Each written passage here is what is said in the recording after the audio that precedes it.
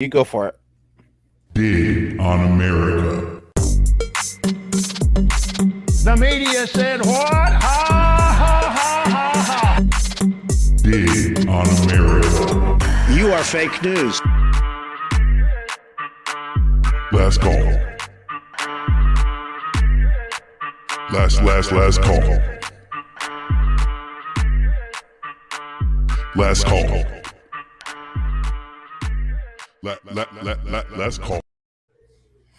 Hello, everybody, and welcome back to Last Call. The team is back together again, the dynamic duo.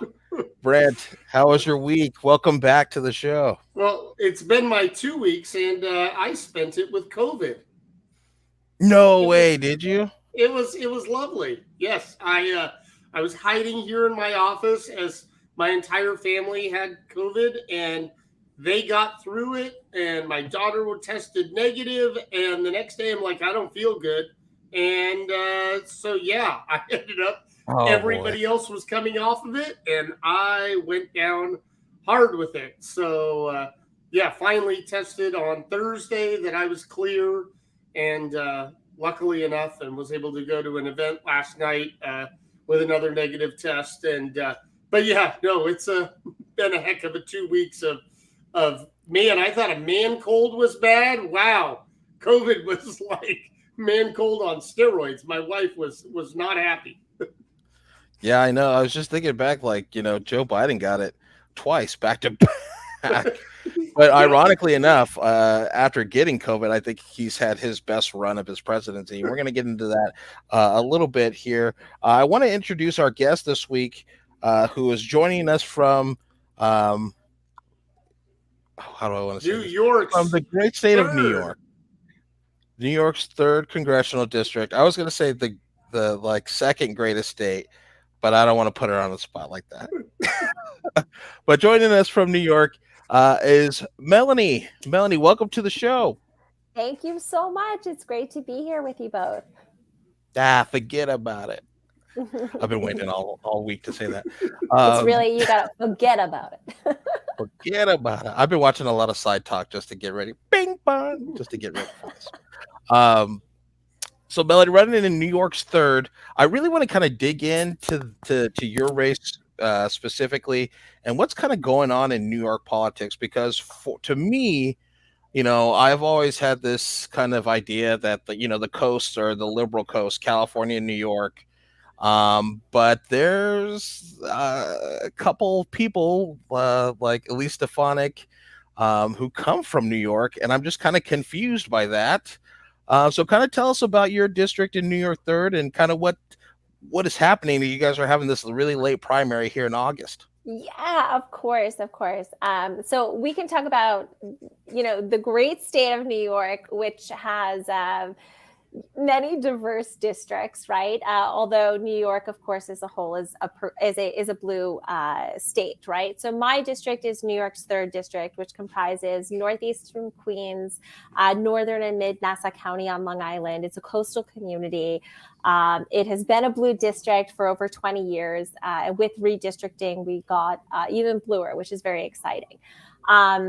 We have a late primary this year. New York really had a tumultuous election cycle, and a really unconventional election cycle in that we had 2 primaries this year. So we had our gubernatorial and our state assembly back in June.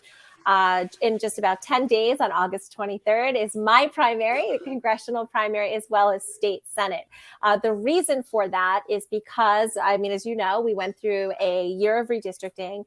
Our maps got challenged, and the court found them unconstitutional. So they needed to bring in a special master who redrew the district. So theoretically, I've run in 3 different districts this cycle, but we are full steam ahead, and we are very excited about our progress. We've been re-enfranchising voters and bringing them in, which I think is going to be really important come November. And we're feeling very, very good. I will, we're set to make history. I will be the first woman to ever represent New York's 3rd district, and certainly the first grassroots candidate in at least my lifetime of memory that I can think of. So we're very excited to restore this seat back to the people. Awesome. And then, you know, I think of like when I think of New York, what comes to mind is you know, AOC and her race back in 2018. And this is kind of sounding like it's the situation of whoever comes out in the primary more than likely will be the representative for this area. Can you kind of tell us a little bit about, you know, the folks that you're running against and kind of how you differentiate yourself Yeah. amongst them? Yeah, of course. So I think certainly with this being, you know, a bluer district, we're poised to do that. But I'm not 100% convinced that, you know, it's a walk in the park. You know, AOC's district was a little bit different in that it was, I think it was like a deep plus 27 or something like that. So, I mean, you know, she still ran a race because she's AOC and she is efficient and you know, I don't think she takes anything for granted. This district is a D+8. So, you know, it's still going to be a race. There's going to be a lot of money funneled into this race. I think the GOP is looking at even unlikely races that are under a D+10 or even D+10, D+11, and they're going after them. So, you know, it's going to be a fight. You know, this is the bigger fight, I think. I think the November fight is going, at least for me, it's going to be a little bit less contentious. And I say that because my campaign has been inspiring hope. You know, I'm a big policy wonk. I lean heavily on policy solutions. And that's how we have really cobbled together this beautiful coalition of support from every faction of the Democratic Party. We've got the most organizational endorsements in the race by far. We continue to roll out endorsements, even though we're only, you know, less than 2 weeks away. We're actually rolling out 2 more endorsements tomorrow morning. So I think that given, you know, the state of the country, the apathy, how disenfranchised Democrats are feeling, how exhausted and fatigued I think Democrats are feeling after the Trump years, we need a candidate who can not only excite the base, but can enfranchise and re-enfranchise voters who may have walked away. I feel that I'm the only candidate that can do that because I'm the only candidate that has proven it thus far. You know, we have rallies and events and hundreds of people show up. And that is a testament to the work that we've done and our incredible supporters and organizers on the ground. Interestingly, you know, we have a very varied race in terms of candidates. We have someone who, yes, get ready. We have someone who I'm friendly with. He was a fundraiser for Democrats for many years. I think decades. He's a DNC guy. He's a big like Hillary bundler. So you know he's in the race. There's a former town supervisor that's in the race, and he's trying to bring everything hyper local. His policies are, you know, in quite contrast to mine. You know, I think we're on opposite ends of the Democratic spectrum, but I will give him credit where credit is due. I think, you know, he certainly never changes his opinion. In every room, he's very consistent on what he believes in. It's not what I believe in, but, you know, I'll give him that because not every candidate is, you know, true, I think, to what they believe in. And he is, even though we're very different in terms of policy. We have another woman who is in the race, although she hasn't participated in all the forums, so I'm not really sure what's going on there. And then this is the really interesting one. There's a young man who's in the race who formerly ran on the conservative line when he's a county legislator.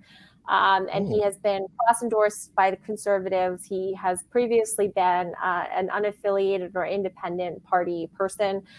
He registered as a Democrat and then a week later jumped in this race. And then we found out. So that must be who they're talking about in the chat. Well, and it's not even just that he registered as a Democrat, but he has given money to the Conservative Party. He's given money to the Republican Party as recently as this past year. So when, you know, we think about what's happening in our country and just how divided we are. And, you know, it's one thing to say, you know, 20 years ago, I was a Republican and it meant, you know, I was proud of the military and it meant government out of our lives or whatever, right? But now what it means to be a Republican or, someone who is aligned with the GOP platform, it means you're dancing in the street when Roe v. Wade gets overturned. It means you are adamantly against providing health care or strengthening health care. Yeah. It means you don't believe climate science is real, right? You're telling your supporters that if we switch to wind turbines and solar, that they will have air conditioning at night. Or you can't eat, a hamburger ever again. Or, but you're telling people that, you don't believe in any gun safety laws. Like that's what that means to me. If the Conservative Party came to me and said, we want to cross-endorse you, I would say, thanks, but no thanks, right? Because we're not aligned from a value perspective. And principle is important, especially now in these dark times, right? So we've got that.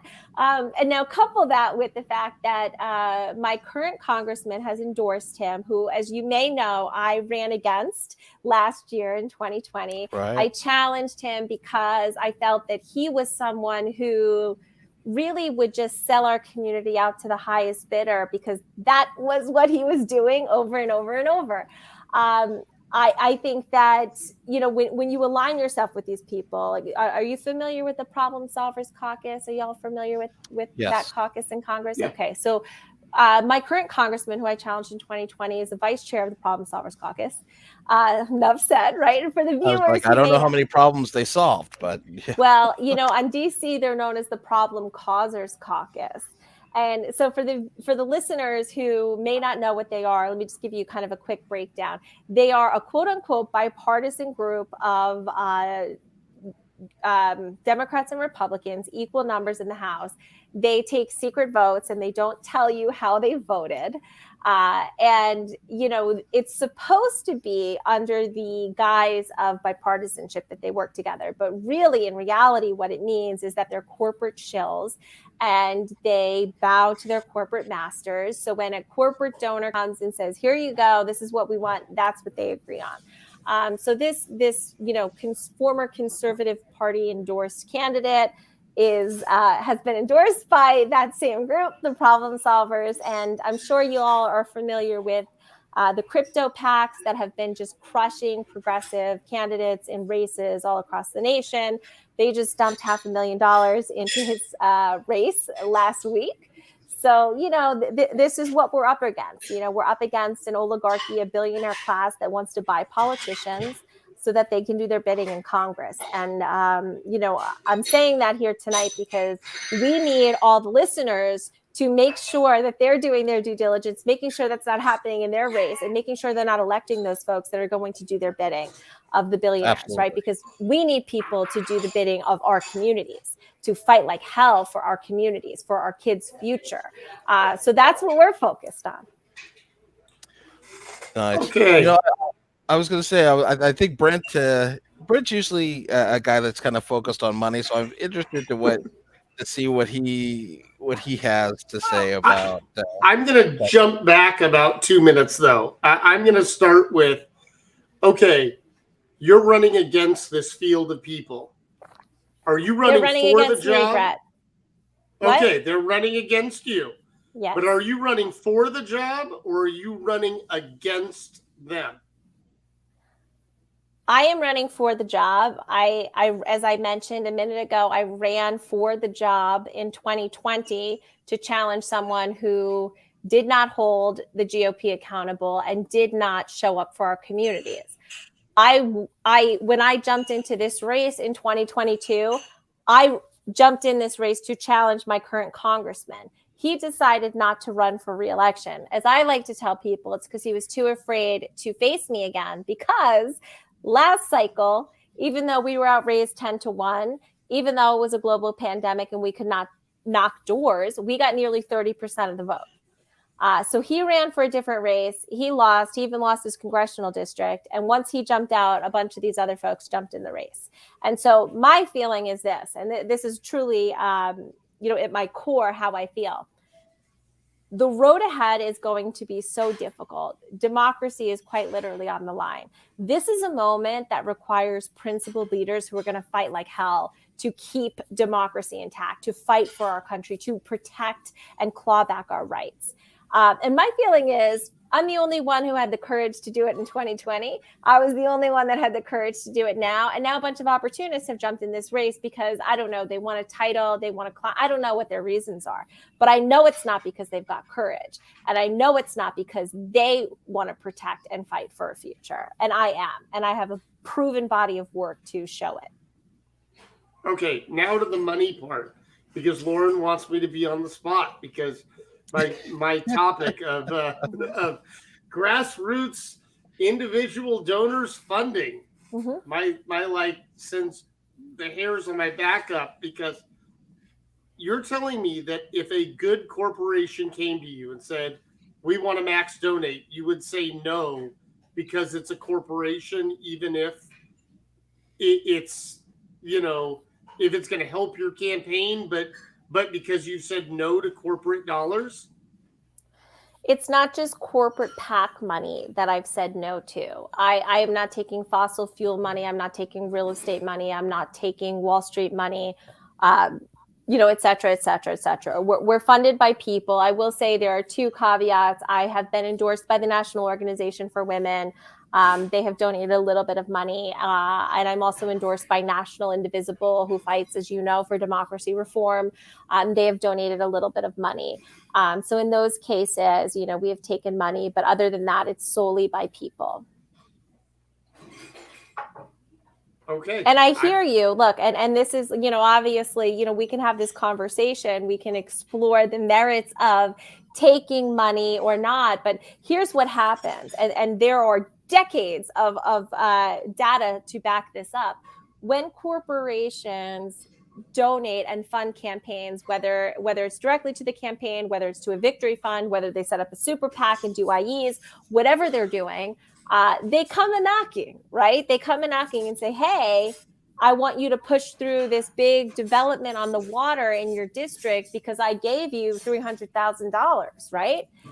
And even if that is in contrast to what your constituents want, or if you know it will be bad environmentally, if you know it will be bad from a gentrification perspective, you know, there's a myriad of issues that it could bring up. What is that person supposed to do? What is that person supposed to do who took that money? It's essentially legalized bribery. That, in my opinion, that's what it is. And so we have allowed this to go on and on and on and on. And now we're at a point where our votes are important, but how are we supposed to compete with these billionaire crypto PACs that flood races with millions of dollars in the last few weeks? How are regular people supposed to commit? What'd you say, Lourin? I was going to say 500,000, in fact, into your race. 500,000 in mine. But when you look at other races, when you look at like a Nina Turner race, or you look at, you know, look at other races across the country, this is unfortunately becoming a norm, and it's not an exception. And honestly, if we're okay with billionaires and corporations funneling all this money into congressional races, then we have to be honest with ourselves that we no longer live in a democracy. And I know there's probably some viewers who are saying, we don't live in a traditional democracy. And you're right, we live in a representative democracy. But we have to ask ourselves, well, who are they representing? Because a representative democracy, in the way that it was intended, was supposed to represent the people. That is not what we have right now. And we're trying to fix it. And I do believe it's important for candidates to take that line in the sand. Is it harder? Absolutely. 100%. Do you have to work 10 times harder? 100%. I'm willing to do it because I think that distinction is that important. That's actually the best answer I've heard to that kind of that round of questioning regarding money, because, you know, I hate to say it, but money is kind of how you get your message out. You know, how you reach voters is money, and people tend to pay attention to the horse race. And it's like, really, besides, you know, if you don't have money to poll, and really we could talk about, you know, the inconsistencies between polling and what we see in a poll and what actually happens on election day.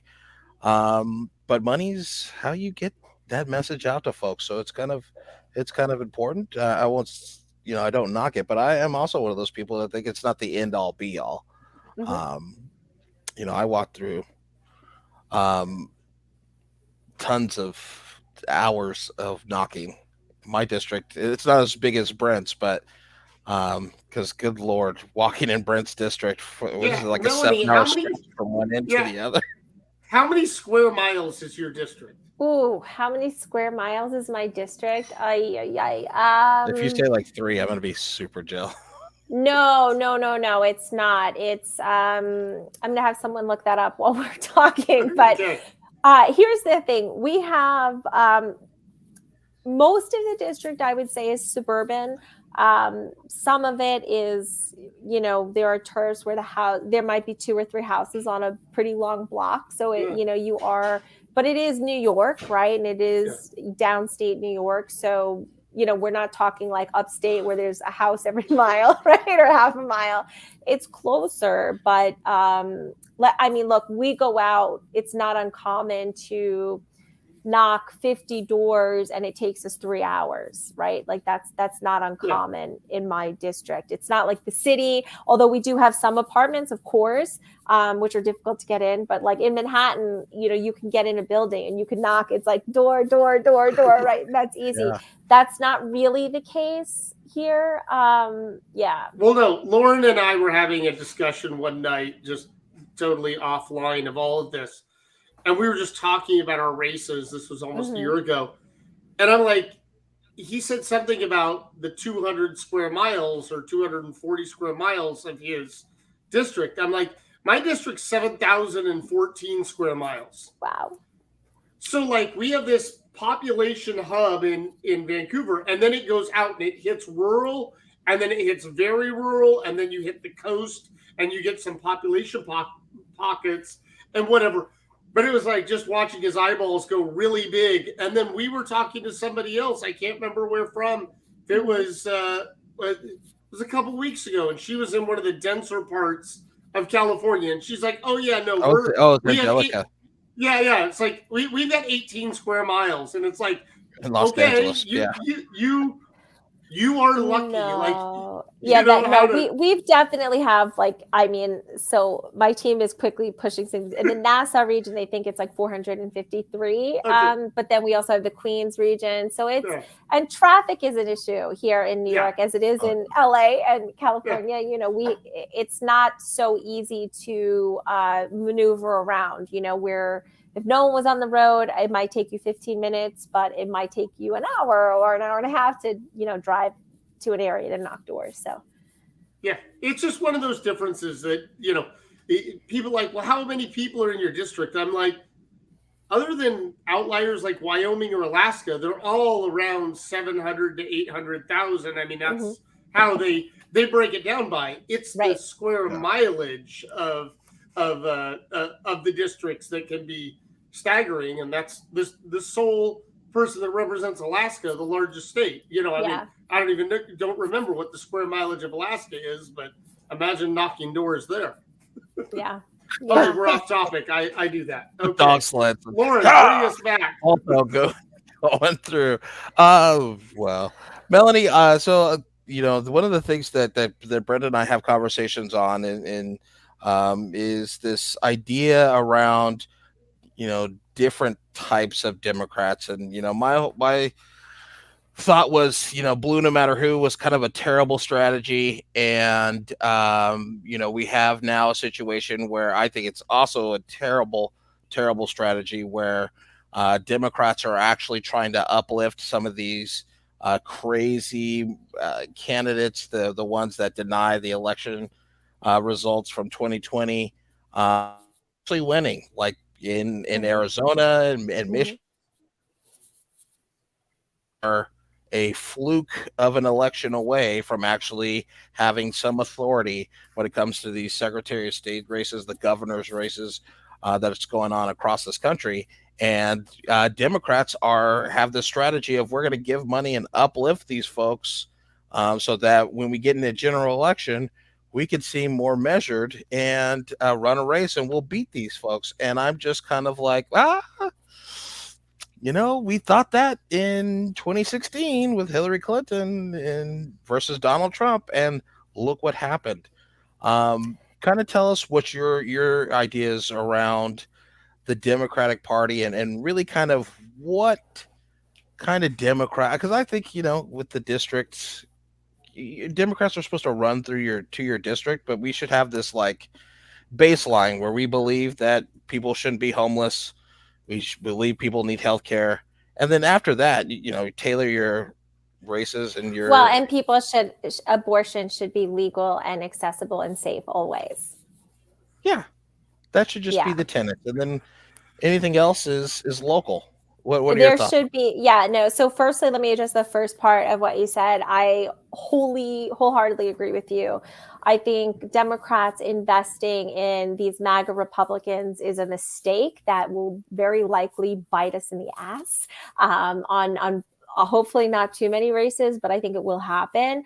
I also think it's very troubling in a time where we're seeing Democratic leadership fight the left so hard and do what they can to squash them and push them out. And we see this at every level, not just even in the races, but you see it within local parties. They don't want progressives to be part of, Democratic committees or Democratic leadership. They just don't want us there. And I really think that that's a mistake because we are missing out on a huge chunk of vote. And honestly, I think, for me, and my strategy has always been about educating folks, and I have gone against the grain. And I think it's why we've been so successful. At least where I live locally, the guidance has always been, don't talk about policy. People don't care about policy. They don't want to hear about it. It puts them to sleep. They just want to hear about values and platitudes. And like, look where values, like empty values, I would say, and platitudes have gotten us, right? We got to a point where, well, all Democrats are the same, vote blue no matter who. And what we now really see is that, well, that's not the same. Because imagine if we had some of these progressives who are super relentless in fighting for their community and fighting for our human rights, our civil rights, and fighting for justice. I think maybe we're living in a different world. Maybe, just maybe, we would have seen some bigger policy wins, right? So for me, I am more of the mindset where we've got to work with younger people. We've got to mentor young people. We've got to give them the tools to run. We've got to invest in them. And we've got to invest in a policy platform, right? Because big tent is one thing. And I love that you said there have to be certain tenants, because like you look at your Joe Manchins of the world who really don't seem very Democratic to me, other than just the D next to his name. There should be some commonality. And yeah, we can maybe differ in the details. That's okay. But there should be some baseline as to what a Democrat is. Because here is what I find at the doors. I'll knock a door and someone will say, well, I'm a moderate and I'm a centrist. And I say, okay, well, what policies do you care about? What are the issues that are really important to you? And 9.9 times out of 10, and I have knocked, probably 100,000 doors in the last couple of years. Like I am a door knocker. And people will often start to tell me things like wealth inequality really bothers them, or they'll talk about social justice issues, or they'll talk about healthcare and the rising costs and the cost of prescription drugs. And really what I have come to realize, and maybe this is like, Democratic leadership's best kept secret, the average Democrat, the one who's not super political and not paying attention, but the average Democrat who's a consistent voter, they actually believe that every Democrat is fighting for these issues, to lower prescription drugs, to expand, at the very least, expand healthcare and make it more affordable, if not universal healthcare. They believe that Democrats are fighting for answers to our climate crisis. They believe they're fighting tooth and nail to protect abortion. They believe they're fighting for gun safety, for fighting for social justice, and fighting for immigrant rights, and it's just not the case. So I think that has been a real success, and probably our most successful tool in campaigning for me is that from day one, I have been heavy on policy, and I've talked to people and engaged people. We've flipped Republicans at the door. That's wild to me. I mean, and I'm not saying MAGA Republicans. I don't think they would find me too appealing. But you're run of the mill. I registered as a Republican when I was 18, and now I'm 50, and we're not going to agree. Okay, what do you care about? Well, my healthcare bills. Oh, well, what if there was a bill that expanded coverage and included hearing aids and included vision and included dental, and there were no copays and there were no coinsurance, and it would cap prescription drugs at $200 a year? What if it included long-term care? What if it saved us money and created jobs? Well, that sounds great. Well, what if I told you there's a bill like that already exists, and that's how it happens. And, I know there's a lot of folks that believe that elections are about TV and mail, but honestly, the hard work and the real work of change happens at the doors. And I really believe that in my soul. And I think that's why we've been so successful. Yeah, let's also go with the Brent to follow up. Yeah, no, I 100% agree with all of that. I'm the one that's the self-proclaimed moderate here. And that was only because what I believe, it's not changing my beliefs. It's my district. It's how I was raised. But I always said I would be as progressive as I can be, but I wouldn't be progressive at the fault of progress. Like I never could get behind we want all of this or we're not going to take it. And I herald the people that do have that stance, that will stand out on that left flank and take the shots from the media and from the public, because it brings the narrative there. And we absolutely need that. But I was a staunch, still am, universal healthcare advocate. But I was like, but man, I'll take lowering the Medicare age and expanding the income threshold for Medicaid if I can get that. And then we'll attach vision and auditory care and dental, and then we'll keep chipping away, and maybe we'll get to 52% and tap that last domino and it'll fall over. But that was always my thing. I don't like the term progressive, liberal, moderate, conservative Democrat. I do believe that for the most part, Democrats stand with these values.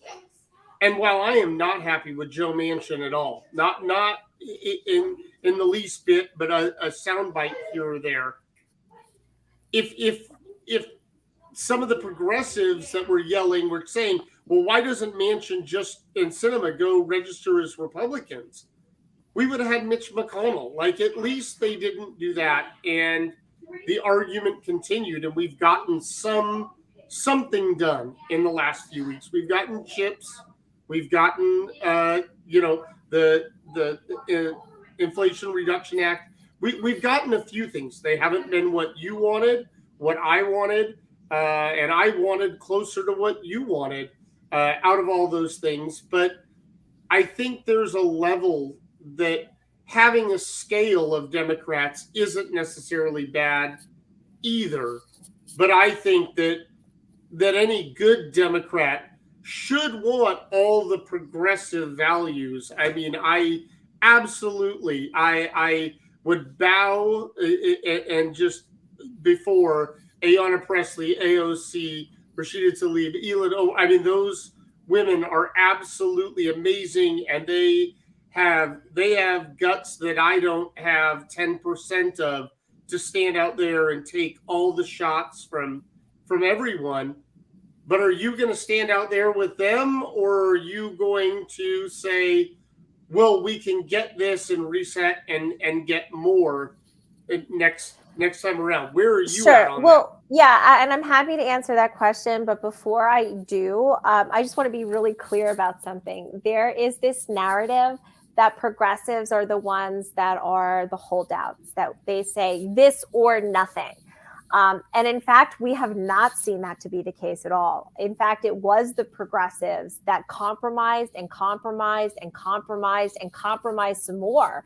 And it was the quote unquote Joe Manchin. I mean, I don't even think he's a centrist, right? He's a bought and paid for politician. He's a corrupt politician. So he may be a Democrat, but I'm not even going to give him the respect that, I don't even know, are there any centrists that aren't bought and paid for in Congress? I don't know. But what I will say is I'm going to push back on that narrative, because can you give me an example where you feel like progressives said, we're not voting on it? Because what I saw, especially over like in this current administration with infrastructure, they wanted a huge investment in climate. One, not bigger than what was needed, but understanding the science. They said this is what it's going to require to meet this moment, to mitigate severe weather patterns, to mitigate carbon and methane emissions, right? To transition to clean energy, to create jobs so that people have good living wage jobs, and to meet people who have been left behind by the system, who have been victims of environmental pollution, right? So they proposed a plan that was, in my opinion, adequate. And you had folks that, frankly, were bragging, right? You had the fossil fuel industry bragging that they paid Joe Manchin off. And we all just shrug and say, oh, well, that's the way it is. And frankly, that's total BS. We should not, as a nation, as citizens, be like, oh, that's just the way our system is. No, we should all be in the streets fighting like hell. This is our future. This is our life. So I take a little issue when people constantly blame progressives for being ideologic or, wanting to create the best version of America, even if it creates investment. Because let's not kid ourselves. We should have invested in that infrastructure bill. We should have passed that infrastructure bill. And because we didn't, here's what's going to happen. We're going to pay so much more down the line. So much more when we have to rebuild homes and rebuild buildings and rebuild shores. What's that? I was reading the news yesterday that California is that they're expecting some kind of like mega flood in California that is going to cost us in terms of economic output, like billions and the wildfires. I mean, the fact that in California, folks are having to say, okay, well, I can't put my plants too close to my house because then they'll catch on fire. I mean, it's wild. Well, we are suffering through such abuses as Americans, and we're just accepting it, and we don't have to accept it. So I'm so grateful to the, self-proclaimed progressives who want to meet this moment, who want to address these crises head on. And I don't see them as the unreasonable ones. They haven't, drawn a line in the sand and said, well, I'm not going to vote for anything else. They didn't. They compromised. And in my opinion, they shouldn't have when they decoupled the bills, because then we didn't get what we were promised, right? And it was because progressives compromised. So if anything, and I'm sorry, I don't mean to yell at you, Brent, because hold on. Let me just say. Wait. No, One more point. I'm the guest. One more point. What I will say is that I dissent. It is not the progressives that are unreasonable. It is the Joe Manchins. It is the centrists. It is the bought and paid for politicians that are unreasonable. Because as a mom of 3, it's my kid's life that will suffer. It's your kid's life that will suffer if you have kids, right? Like that is what is on the line. So they are unreasonable. And we've got to flip this narrative and call it out every single time. Okay, and now you go. Sorry. Okay, you wanted me. You asked me like 3/4 of a rant ago. You don't want to go there with me, Brent. Yeah, I do. I just want to say because I wish you. I know you're from New York. You will, but no, the narrative is that, or the hype around the progressives is this or nothing. And I'm saying that when I was running, I just said, hey, I'll be as progressive as I can, because in the moderate purple district I was in, I couldn't get the door time or the conversation time to explain like you just did. And you did a very good job. I just do you embrace the term, and are you finding success at the door with it? Or are you finding I was finding people that just were like, they're scared of the media narrative of the word progressive. Mm-hmm. And so that part of it, I mean, like I said, I would always be as progressive as I could be as long as we were making progress. But just, are you having pushback at the doors in the everyday conversations using the term a progressive? Yeah. So as I said earlier, I don't often talk in terms. I mean, I am a progressive. I'm a proud progressive. When I introduce myself at the door, I don't say, "Hi, I'm a progressive." I say, "Hi, my name is Melanie. I'm running for Congress and I'd love to tell you why." And I talk to them about policy because I think that's really important. And I hear what you're saying. And I think, and I probably jumped down your throat a little bit, but because it drives me nuts with that It's narrative. okay. That's what we're here for. But I do think, look, we're all trying to push the needle forward. That's at least from the progressive side, that's what we're trying to do. And so, yeah, like I am an ardent Medicare for All supporter. I was a National Nurses United Medicare for All rep. I'm wearing the T-shirt, right? I mean, this is my campaign T-shirt actually that we made because I'm such a ardent supporter of Medicare for All. And I think it would make such a material difference in so many lives and have cascading effects throughout our society. So, that is where I want to go. That is where I want to be. And I even have a vision for a broader, more comprehensive healthcare system, because our healthcare system today is really a sick care system. So if we could for a second imagine, well, what would a real healthcare system look like, right? It would be access to healthy food. It would be access to alternative medicine and alternative mental health, right? Like meditation. And there's just exercise. There's so much more that we can do as a country for our citizens if we wanted to, if we choose to from a policy perspective. But here's the thing, and I always tell folks this, because these words like moderate, centrist, and I'm not coming for you, Brent, I'm just saying in general, even progressive, right? People have these preconceived assumptions about what that means. And for me, what I like to say is that I'm people-centered. All of my policies are designed to help as many people as possible. It's like everyone in, no one out, like Bernie said, right? And when we negotiate, I'm always going to look to negotiate as far as I can go, as far to the left as I can go. Because if I start at the center, I don't end up at the center. I end up at the right? And then we're always moving the Overton window. And when that happens, the actual reality, the consequence of that is that we leave people behind. It's that people will die and people will suffer. And I am not okay with that.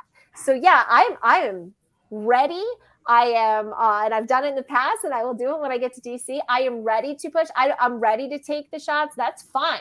Because I know where I'm coming from, where I'm legislating from, is a place of honesty. It's a place of care. And it's a place that safeguards our future, both as a democracy and as a place where people actually want to live, right? So for me, this is all about our constituents. This is all about the citizens of America who, frankly, have been left behind by these bought and paid for politicians.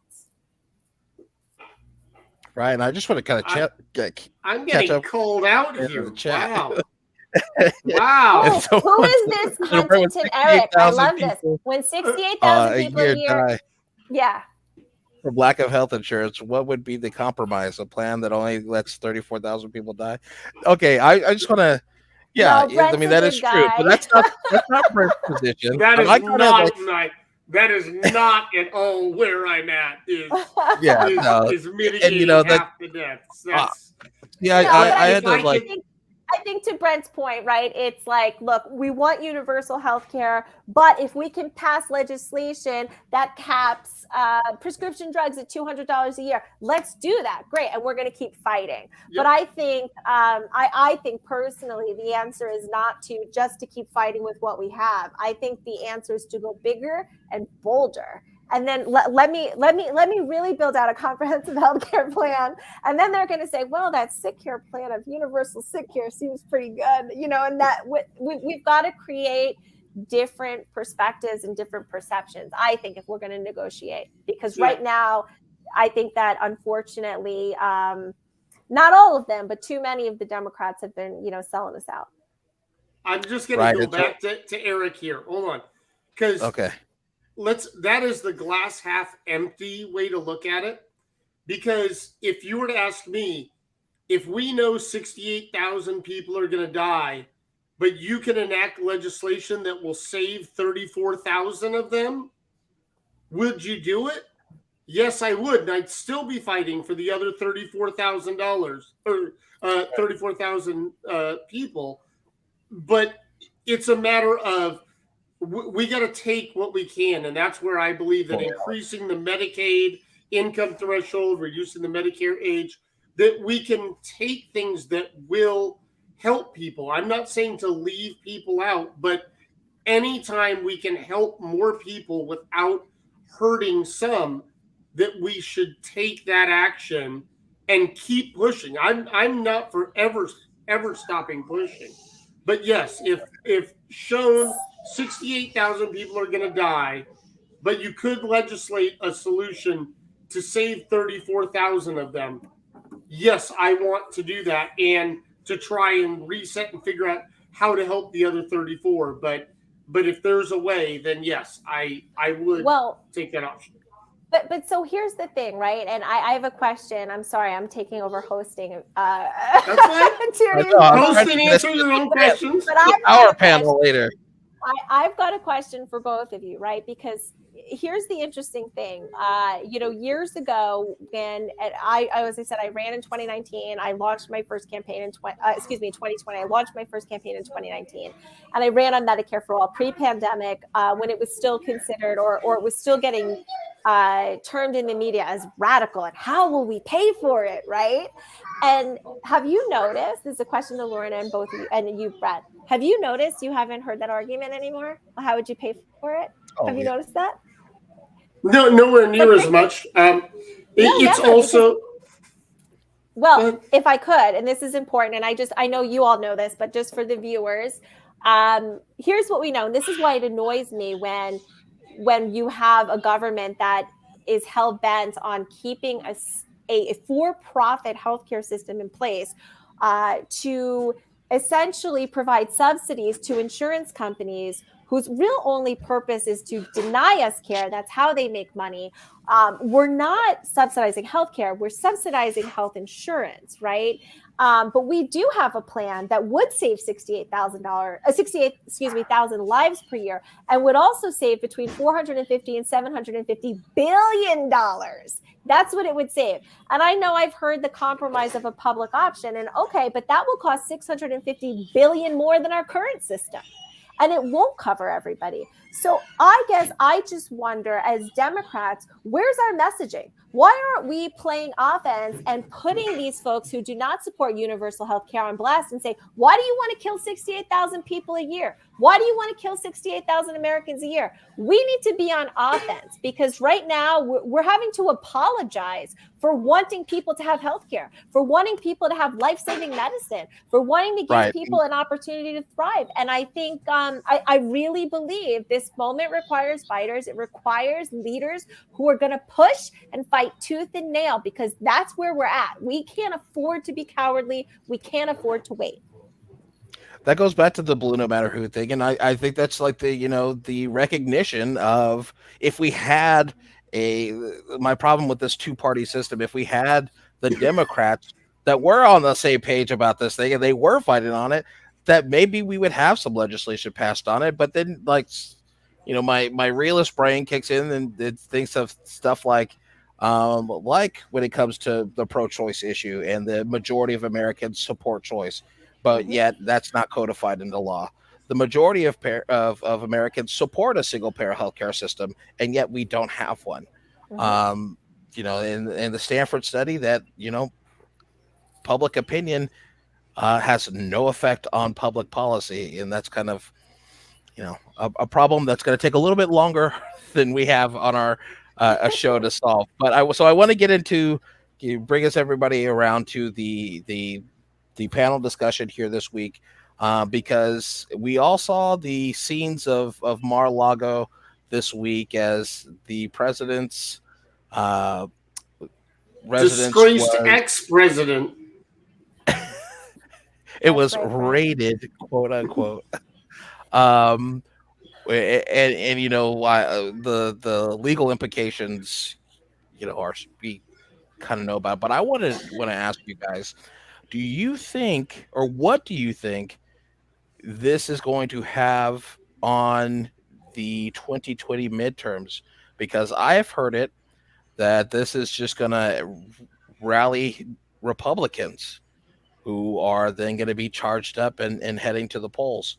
What do you guys think about that? We'll go ahead and start with you, Miss Melanie. Oh, thank you. Look, I think it very well may charge up Republicans, but it should also charge up and bring back Democrats who are looking at this train wreck and saying, what is going on? Why isn't this man arrested? Why isn't this man on trial for what is seemingly adding up to, many crimes?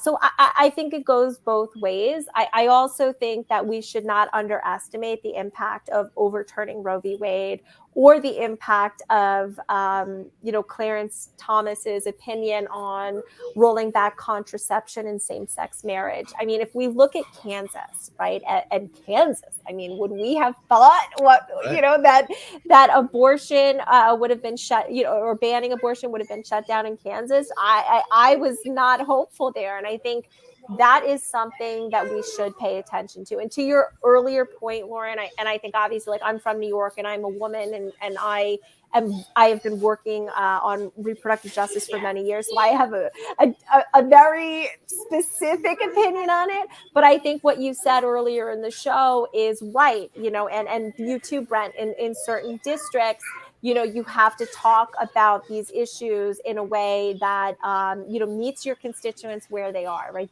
That's the work of change, right? So, and Brett, I was kind of poking you about healthcare, but I think that's what you were saying, right? When you have a conversation with your constituents, you want to make sure, you might have to be like, okay, what's the best way to lead, my constituent to where I think we need to be, right? And sometimes it's meeting them at a place that doesn't feel so good or comfortable to us, but it's in good faith to try to bring them along. So I think, though, and this is really, really important, we should not, as Democrats, be afraid that they're going to light up the Republicans.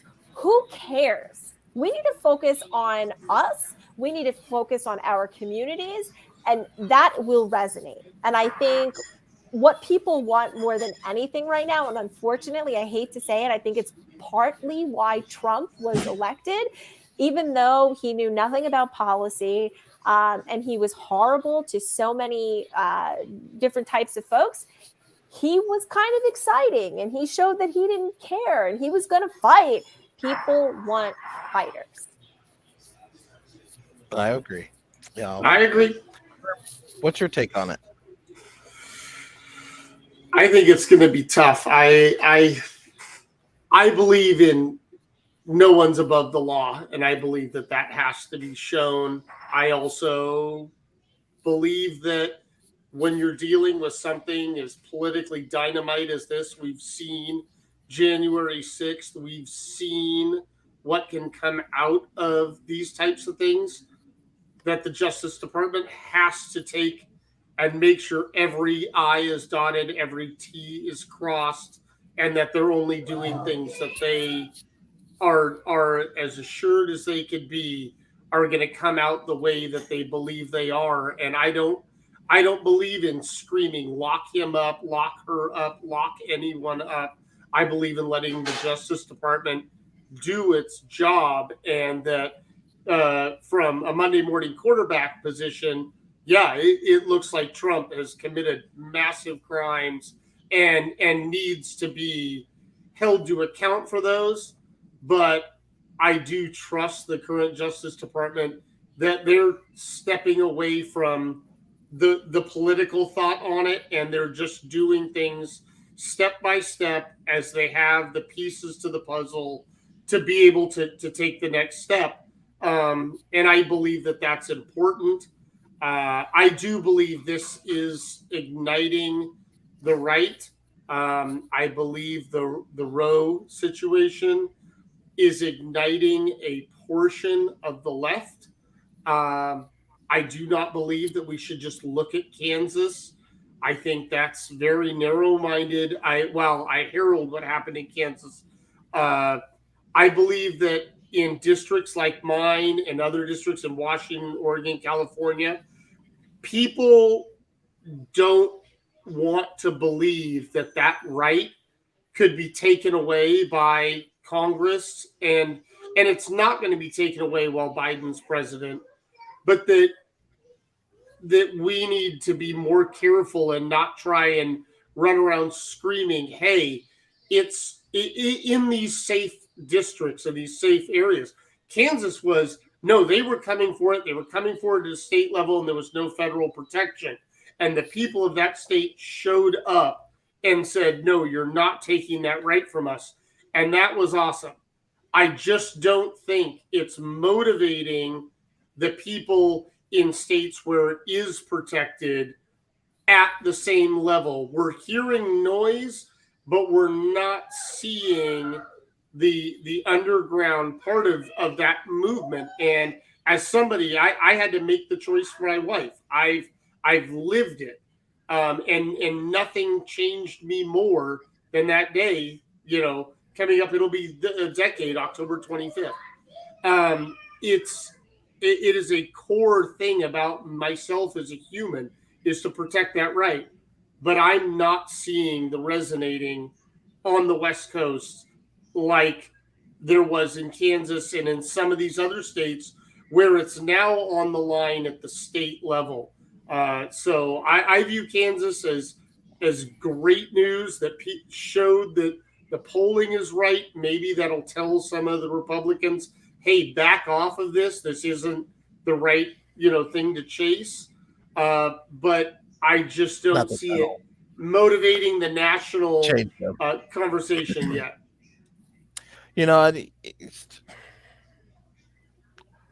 I am of the mind that Trump has broken the law, and unless we do something about it, that he will continue to break the law. And I was watching a Fox News segment, and Ron DeSantis, of all people, was actually backing up the FBI. No, that is a doctored video. Oh, was it? Yes, that is when they raided Rebecca Jones's house. Yeah, they raided Rebecca Jones's house, and then somebody took that press conference after that from a year and a half ago and edited it in with Laura Trump and Hannity, and had DeSantis yelling that was doctored. I know. I'm getting to the other doctored, the other doctored footage about that was on Fox about the judge, and with was it Giselle Maxwell? Yeah, there you go. And just there's so much misinformation and stuff out there about this. But what is actually credible, and I wanted to show this, to put this up, because I think it's a big step into the kind of fascism narrative that we've seen Republicans step into, and it is this quote here from the minority leader, Kevin McCarthy, who is, I guess, trying to step up and defend Trump and try to be, I don't know. But like this threat, McCarthy threatens to investigate DOJ over Trump FBI raid to retake the House. I don't think it's going to, have the same effect that he thinks it will. And, to me, I think that we've seen the Biden administration have a pretty good week with the jobs numbers that came out. We've added a whole bunch of jobs with what happened in Kansas, and now the Senate's making moves. Did you see the Fox spin on that one? Did you see the Fox? The Fox spin on the jobs numbers. No, but I can imagine it was something about the participation rate. No, it was Biden administration does not have any idea how to estimate jobs numbers. Comes in with 178,000 jobs high. Because they estimated 350, it came in at 528, and Fox is like, see the Biden administration, they don't even know how to estimate how many jobs they've added. they're just winging it until the real numbers come in. It was, Yeah, I found it to be absolutely comical. I know. I so one of the things that I wanted to talk about with this panel is, now that I have you guys here, and we have the proud progressive warrior that is Melanie, and the pragmatic progressive who doesn't call himself a progressive that is Brent. I want to get your take on this story that's coming out of my neck of the woods, which is Los Angeles, and it is the LA City Council has decided to put on the ballot that to force hotels that have vacant rooms have to report those vacancies to the city, have to shelter homeless people next to regular day guests um, in Los Angeles. I'm letting Melanie go first. I am not taking that. I am not taking that one. Melanie, what do you think of that one? What's your take on it? I will give you a take, but I just have to address two things from the last question, if that's okay. Oh yeah, go for it. I just wanted to say one thing. I think Brent's point about, states where abortion access is safe, that he's not seeing it as a motivating factor. I think we will in November, because women understand that if the Republicans take back control, we will get a national abortion ban. And, I have seen such an uptick. I'm in New York, and it's codified into law in the state. Women are trying to figure out how they can donate to abortion networks, et cetera, et cetera. So I do think it would be a federal issue, and I think it will be big in November. The other thing I wanted to say that I think is really interesting, coming off of the Trump Mar-a-Lago incident, unfortunately, and I'm sure you all saw this, there have been credible threats against FBI officers. And There's the guy that fired at the FBI in Ohio, right? And right. And I think, the right has done, unfortunately, a really good job of pitting, people who want police reform against the police, and it became this binary choice. And now I think a lot of that became synonymous with like the Trump MAGA movement. And I think now, seeing this, there's a real opportunity to sort of bring that back to reality and say, hey, by the way, you can be for police reform and also support police. You don't have to be every cop is terrible. Right. And so but they're immune to irony, Melanie. So I think, but my point is, because of that, I think a lot of the disaffected voters that got the wrong information about that, I think they'll come back. So I think that's a really important piece that I just wanted to mention. Now, with regards to the hotels, admittedly, I'm not completely up on the details of this particular issue in LA. This right, is something it just happened like this past week. Okay, so this is something that it has been discussed in New York quite a bit as well. To your point earlier, I believe that no one should be homeless, and frankly, we could end homelessness with $20 billion a year. And as you all know, we spend almost $1 trillion on our military budget, and so these are policy choices, right? I don't know the details of that particular bill, but if it is, closing down a floor or something like that, to me, that seems like a pretty humane way to handle it. There are also vacant apartments. There are vacant houses. There are lots of different ways to handle this. We have more vacant homes, apartments, houses, etc., than we do homeless people, and that seems really inhumane to me. Right. So I do think it's worth legislating, and it's worth having a community conversation about, because I do think that there is some balance, and there's definitely a solution there. Right, that was my take. Is like, I was not a fan of it, because I think private residence and private personal property is such a big thing, and this is really, to me, kind of highlights the failure of leadership to address this issue, because instead of we're trying to find shelters for folks and temporary solutions, and instead of just doing what we have to build housing. Brent, what was your take on it? Where do you fall on that? Well, I'm going to be the capitalist in the bunch and just say, if the city could work out a deal and have a, a rate for unused rooms, and absolutely, It's supposed to be fair market value.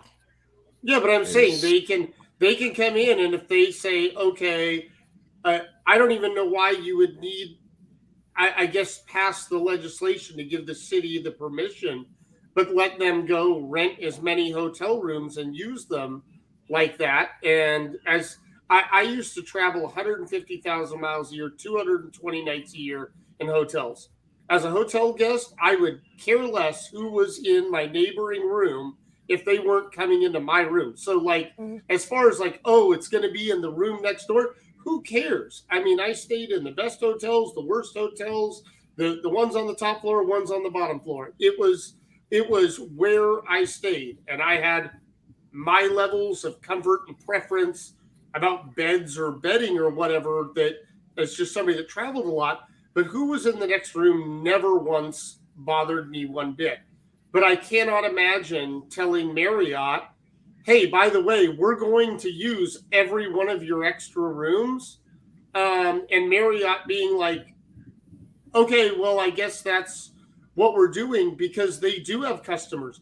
Like myself, I would be on a project and the project would run long and I would lose track of time, and it would be midnight and I would have not checked into my hotel room yet, or I would have switched, locations from San Francisco to San Jose and been like, I need a hotel room in San Jose. And if I called up and said, hey, I'm one of your best customers, I need a hotel room, and them go, oh, well, we just gave away the last 83 available rooms because nobody else was coming for the night. And then I'd be like, what? So, I mean, I see both sides, but if the city is going to pay some sort of fair rate, even if it's, I mean, the cost to make up the room is something. The cost of consumables in the room is something. So if they're going to accommodate for paying that rate and paying some form of a profit to the company that makes the company happy, heck yeah, do it. But I just don't imagine saying, okay, Marriott, Hilton, Hilton Garden Inn, everybody else, now at 9:00, you're sold out. You have to report back how many rooms it is. And we're going to, that just seems wrong to me. Yeah, I just hate the fact that the temporary shelter with no kind of support system. It's like we're sending social workers into the hotels. There's no other resources if someone would, wants to address mental health, to a counselor. If someone wants to get into a drug program, none of those are going to be available at this hotel. So it's like, to me, yeah, we gave somebody some place to sleep for the night, which is cool. But at the end of the day, it doesn't negate the need to actually have long-term solutions to that problem. And to me, it's just passing the buck so we don't have to do that. Look, we sheltered all these people. I don't know why they're upset. Besides the fact that it's the same issue, right, that's happening in like the city I live in, for example, where people have to be in, you have to be there to check in at 6:30, and then you're booted at 7 a.m. You take all your stuff with you and go, and then maybe tomorrow you'll have a spot and it'll be somewhere else. I think like your city needs a new mayor. I think so too, and maybe we'll get one. So I just wanted to close up this panel, wrap it up. We are a couple weeks removed from a certain Speaker of the House taking a trip to Taiwan. Nancy Pelosi's trip to Taiwan, first time U.S. U.S. representative has been to Taiwan since Newt Gingrich did it back in the 90s. She's gotten stuff from the left and from the right on this. She's got kudos from the left.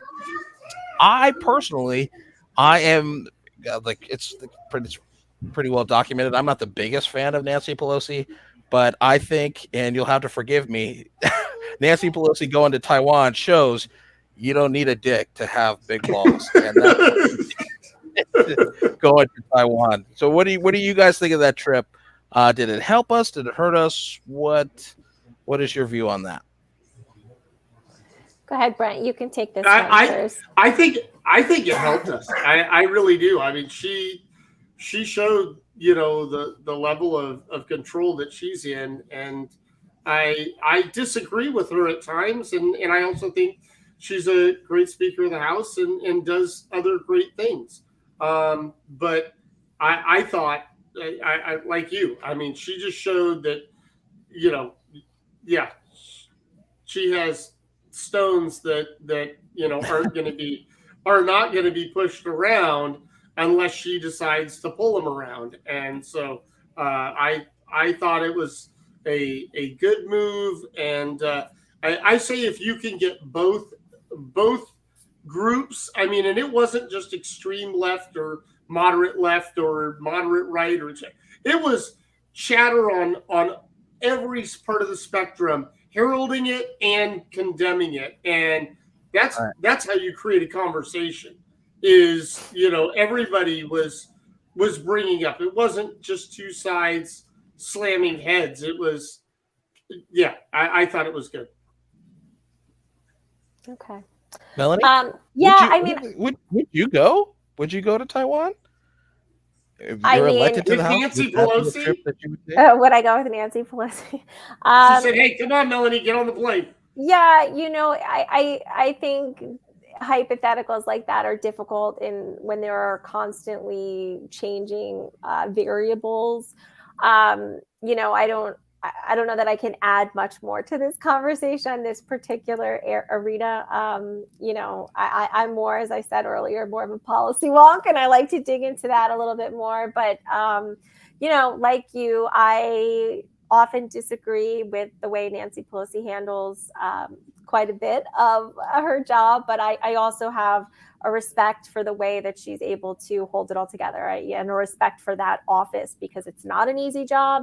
I'm hopeful that we'll be able to push her to use those stones, as you say, to make bolder moves on behalf of, all of us. Who do you think she should be mentoring in the next Congress in order to take over from her 2 years later? Yeah, I mean, I like immediately I thought I know who she shouldn't be mentoring that she might be currently. Look, hopefully not Denny Hoyer or Hakeem Jeffries. Goodness. I'm just throwing that out there. She didn't say that. I said that. You said that. You said no. I mean, look, I think I think we need a speaker who can really control a new type of house, one that really focuses on people, one that will shepherd us into a future, one that is, I don't even want to say battle tested, but one that can fight us and navigate us through certain battles, right? And really have the courage to do so in a way that puts people first, because we have had decades of the opposite. And right now, those at the very top are doing really well. Really, really well. And I'm not one of those folks that hates on people who are doing real well. I mean, I'm happy to see everyone doing real well, but I'm someone that's focused on the folks at the bottom. And I want to make sure that they can do well and that they have opportunities. And so I see this election as such a pivotal one, and almost more pivotal than 2020, because I think a lot of folks went back to sleep and they don't realize just how fragile our country is right now from a democracy perspective. So I want to see someone who is smart and measured and bold. I would love, like, immediately for me, I think of like a Pramila Jayapal, who I really, really love. And I think she's super smart. Someone like that who really has the answers and has the strategy, but also has that measured component. Oh, I bring her on. I would totally love her to be the next Speaker of the House as well. Well, Melanie, we'll go ahead and let you go ahead and give your post interview kind of wrap up. Like, this was like the thing about being a candidate that was the easiest thing to get down was in that last 45 seconds when you're meeting somebody, the elevator pitch on why Melanie needs to be the next representative of New York's third. Go. Yeah. Okay. Well, great. Firstly, I just want to thank you, Lourin and Brent, for having me on tonight. I appreciate the conversation. To the viewers, thanks for listening. If you're still with us, I really appreciate you. You know, I'm running to make history in this district, to be the next congresswoman or the next Congress representative, but the first woman ever to represent the seat. This is a moment that requires unbought, unafraid, persistent, and fierce leadership. And I am that candidate to shepherd us into the future. Right now, you know, we are fighting against some incredible lobbyists dumping money into my opponent's races because they're afraid of our momentum. They're afraid of our people-powered campaign. We've got the most endorsements in this race, and we've got the most people supporting our race. So for you, if you can join a phone bank in these last 10 days and help push us over the edge, if you can make a contribution, please do so. You can find out more information at D'Arrigo2022.com. That's DARRIGO 2022. It's on the screen now. It's on the screen. Thank you. It is. Right, it's on the screen. Come make history with us and help elect the next unbought Congress member from New York 3. And thank you so much. Woo! Melanie, it was a pleasure having you on. I am so excited to see you get sworn in. And if you see a job application float your way afterwards, it's no big. I just want a tour. Like a legit, like not a January 5th tour. Like I just want to come and see what I'm gonna hold you both to it. I'm gonna hold you both to it, and I'll how about this? Once we win, because we will, because you can't stop our momentum, can't stop, won't stop. I'll come back on the show. How about that? That sounds awesome. We'll take it. We'll take it. So thank you for joining us on this week's episode. I hope you enjoyed it. Stay tuned with us next week. Every Sunday we are here at 5:30 Pacific time, talking about topics, talking about politics in the U.S. with candidates like Melanie who are going to change this country for the better. So good night, everybody.